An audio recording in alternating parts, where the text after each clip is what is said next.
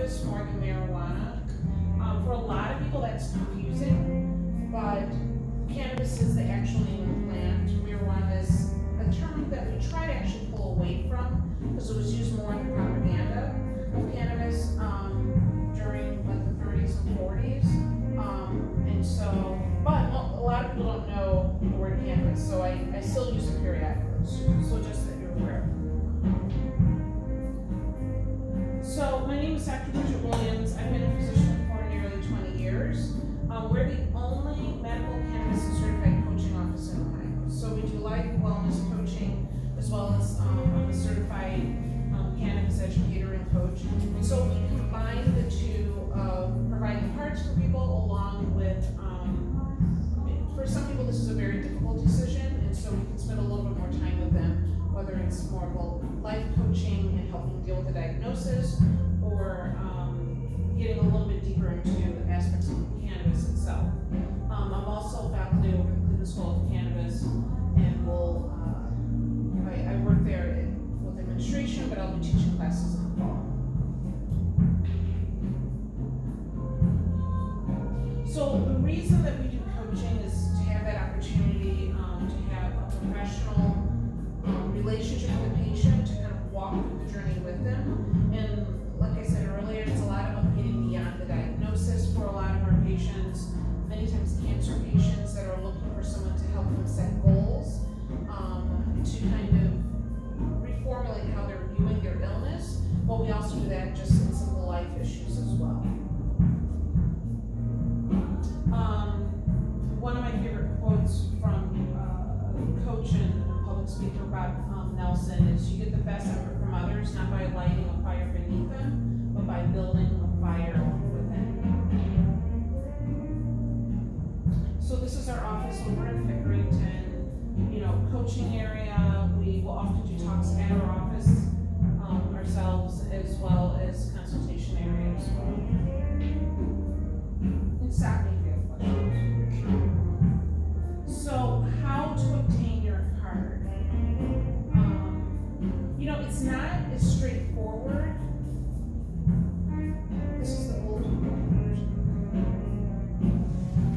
That's fine, but so it's not, even though it should be a kind of clear-cut process, it's not always as clear-cut as it should be. So one of the things that a lot of people ask is about age. Clearly, 18 and older can get a card, but for a lot of our patients, it's epilepsy, it's children, and they can also obtain a card as a minor with their parent's consent, and they're also getting a caregiver card. One second. Let me see where you have those things. Or maybe I can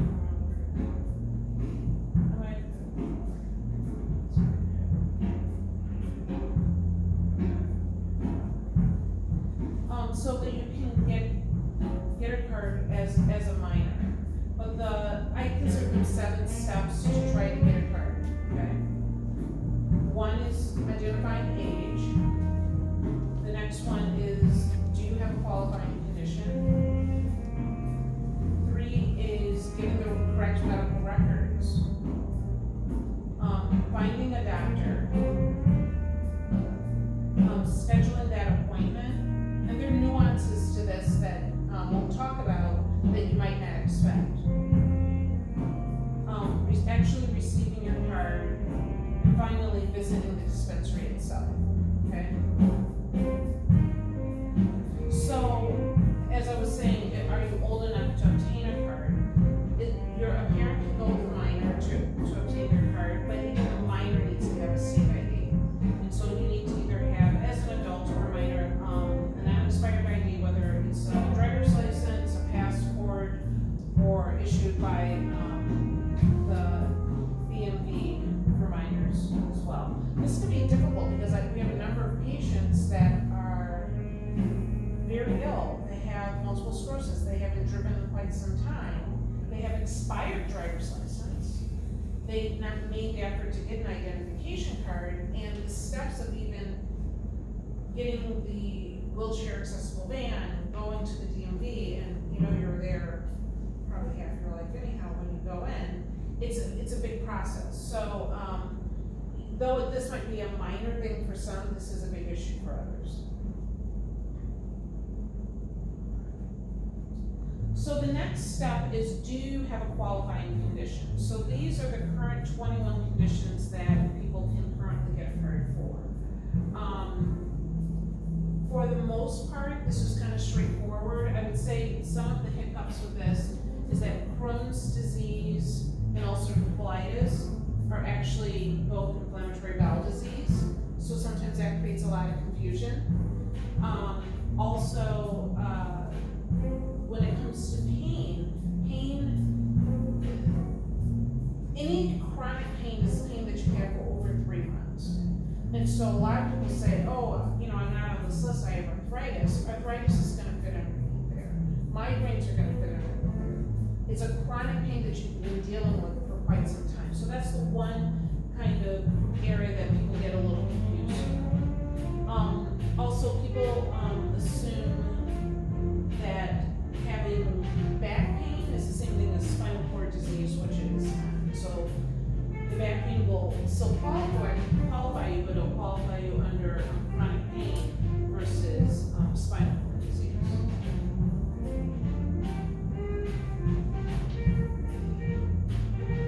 So are there any new diagnoses? So the one thing that's been in the news the last month or so is that they were going to add autism and anxiety.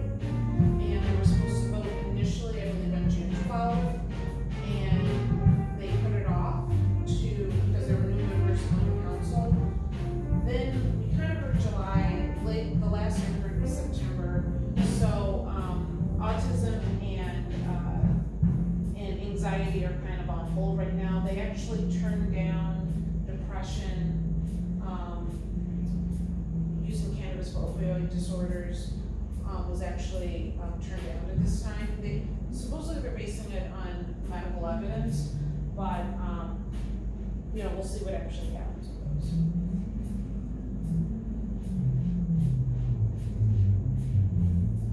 So number 3 here is how to obtain your medical records, and I think this is where things get most difficult for patients. So the ideal situation for you is to contact your physician, request records regarding your condition, and have them faxed to the office or bring them into the office yourself. This will make things move probably the best, fastest, easiest way for you. Other things that people have done is obtain documentation from something they have at home. If you have an after visit summary, if you have a mind chart, in your phone or on your computer, a list of your diagnoses, you can actually use those, but it is more limited information typically. So usually on after visit summary, there will be a list of your diagnoses over on the right side of it.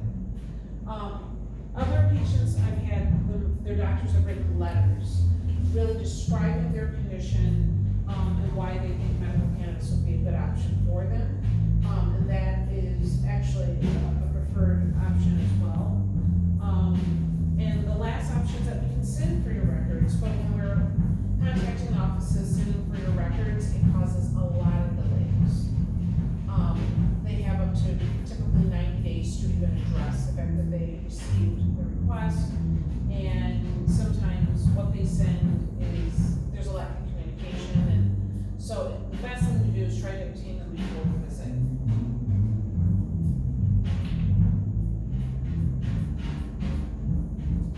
So what are we actually looking for? So when it comes to obtaining your records, we're really looking for proof of a chronic condition itself. That you have an active and ongoing problem, that there's been, in some cases, an attempt of surgery, attempt of medications, attempt of other forms of treatment that would then lead you to using cannabis as an alternative or the next step in trying to resolve your problem. This can get very tricky for patients because many times they may very well have had a chronic condition but never made any attempt to have a conversation with a physician about it. And it gets kind of difficult, and some physicians do more assessment than others. We do a certain level of assessment, but we're always very careful with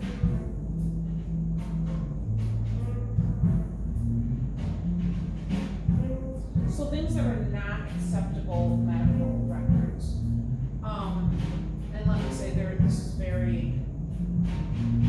this can vary quite a bit, because all the conditions that are listed are chronic conditions, they're not going anywhere. So even though, according to the state, they don't want you to use records any more than 2 to 3 years old, if you have sickle cell, you have sickle cell, whether you give me documentation from 1980 or today, it's still gonna be the same. So some of those things really don't make sense, so we kind of use our best judgment when it comes to that. Just bringing in an x-ray that doesn't really give any really definitive information about your condition is something that we can't always use. Insurance letters, bills, we're looking really for something from the physician itself or the hospital. There are groups out there that will solicit you to create documentation for you. So a group in particular right now is a PTSD evals. They can give them a call, they'll do an evaluation on the spot, they'll write you a letter, and you can come in the same day, within an hour. The problem with that typically is that it's not my assessment, there's no patient relationship, and many times they're unlicensed in Ohio, so we can't use it anyhow, and people spend quite a bit of money to get these assessments. So we typically don't use any evaluation that is solicited from some organization. Information that is not a medical office letterhead of some sort, or a hospital letterhead, is very, we want something that looks legitimate as well. And in a time where every medical office has to have an electronic medical record, handwritten information typically isn't accepted either.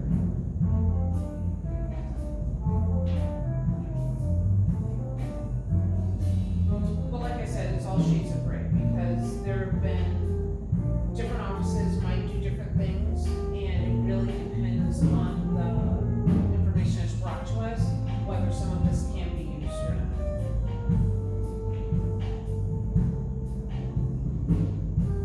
So the last part, or number 4 here, is finding a doctor. So any of the physicians that are recommending cannabis have to have a certificate to recommend for the state of Ohio. So they have to be licensed, they have to complete and pass an examination and course, they have to do continuing medical education credits yearly. And so whether your doctor can actually recommend you or not is really based on whether they've completed this course and the requirements. If you're looking for a list of physicians, you can go to med.ohio.gov, that will give you a list for the area. But I preference myself. Sure, your credential. Yeah, whatever.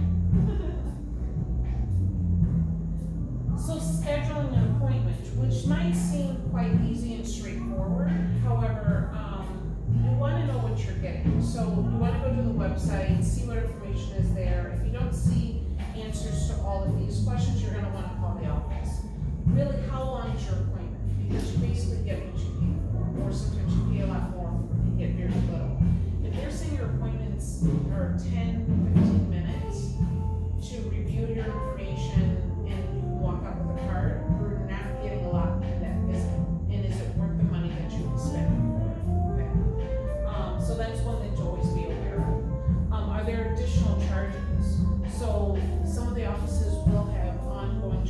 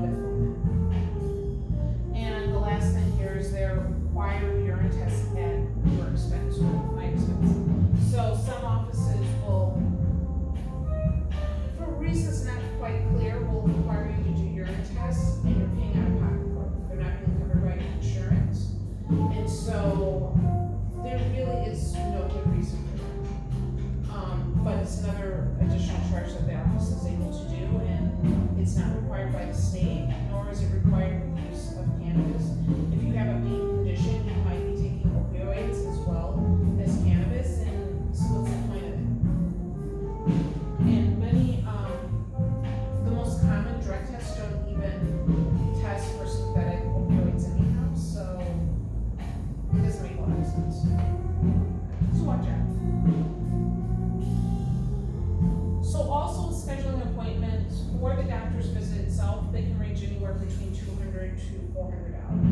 Okay, and like I said, some of that is the nickel and diming that might be happening along the whole year. At GreenHarvest.Health, we charge $240. So for the visit at GreenHarvest.Health, you're getting the evaluation and a review of your records, card processing, an education session. So when you visit our office, our visits are anywhere between 30 minutes to an hour, depending on the level of questions and information that we need to share with you. You have a personalized treatment plan when you leave, so when you leave out, you'll know what you should be getting when you do go to the dispensary.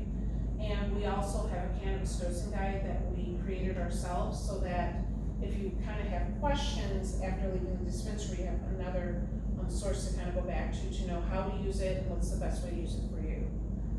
We also have an optional wellness and cannabis coaching for patients that would benefit from that. There are no additional charges for caregiver cards or for follow-ups in their office, and we do offer a veteran and cannabis industry discount as well.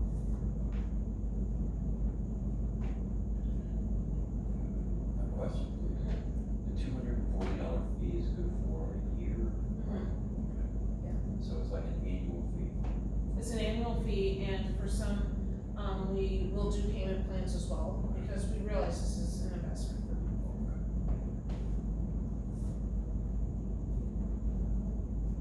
So in receiving your card, unless we're doing away at clinics, which I'll explain that in a little bit, you're usually receiving your card by the time you're leaving, if not by that same evening. The doctor will end up registering you through the board of pharmacy, and then you will receive 2 emails. One welcoming you to the program. The second one you'll receive from the board of pharmacy will requesting that you pay typically $50. Now, if you're a veteran or if you're on Social Security disability, they will request that you pay $25 instead. If you're getting a caregiver card, you pay half of that price. So if you're the caregiver for a patient paying $50, the caregiver will pay $25 for their card. If the caregiver is helping someone that's on a veteran or Social Security disability, they're paying $12.50 for their card. And then you're not actually getting an actual card in the mail, but basically after those emails, the screen will flip and it's a PDF that you will then print. A lot of people print it, put it on cardstock, and put it in their wallet. You know, they laminate it. Some people fold that up and tuck it in their wallet and keep it there. When you are going to the dispensary, they're going to typically want that paper copy or that card. In Ohio, many times they will I always suggest take a picture of the PDF on your phone, because we've gotten many calls when people stand in line for quite some time at the dispensary and forgot the card, and so they're kind of stuck. But if you did go out of state, which your card will be accepted in Michigan as well as in Pennsylvania, they're only going to accept a paper copy. So just so that you're aware of that as well. And for many people, when I'm actually giving them their card, even though it's just a sheet of paper, it's quite an emotional experience for some of them, because many times they've been using cannabis for their condition, hiding it from their families, from their churches. Sometimes they're even the most immediate family and friends, and they're finally feeling legal and finally feeling like they can now, something that they've had some shame or embarrassment about, they no longer have to feel that way. So the whole process can be quite moving for many patients, where this has been something that they've had to hide for so many years.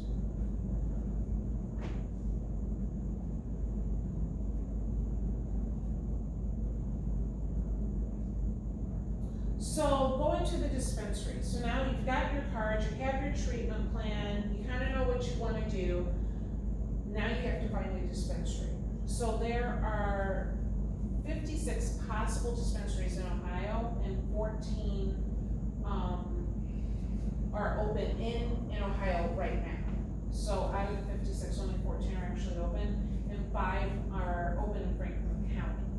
As far as the most accessible ones, there's only one in our area right now that's open, and that's Terrasana. These are other ones that are somewhat in the area, and they have yet to open. So really, there's one dispensary for our area, and this is in Grandview, or Grandview.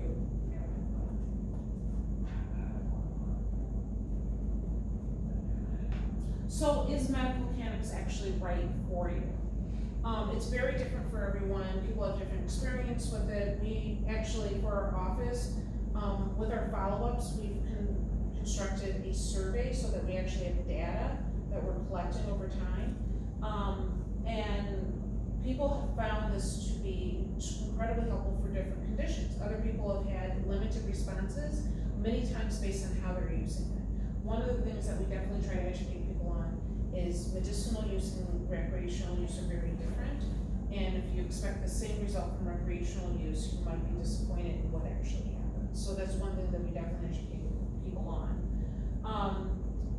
So marijuana may offer new hope for many people that have had the surgeries and tons of medications and tons of treatment and have not found themselves to feel successful as far as controlling their condition in a way that feels honorable to them. Also, cannabis can be quite a bit safer, particularly when it comes to opioids. There's 19,000 deaths a year from prescription opioids, and also cannabis can be more cost effective in the long run. Many seniors are paying $3,000 for prescriptions a year. With medical cannabis, it ends up being more like $650, which will vary greatly depending on your area. This is based on data that was done across the country. And typically you're using less medication overall. So one of our patients shared that medical marijuana is extremely effective and has allowed me to function in my work and life again. It's not completely taken away the pain, but it allows me to manage it.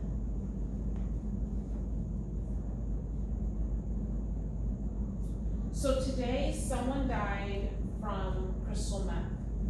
Someone died from heroin. Someone died from cocaine. Someone died from alcohol. Someone died from tobacco today. Someone died from pharmaceutical prescriptions today. However, today cannabis gave someone their life back. And so cannabis is a safe, effective, and a potential medication for you as well.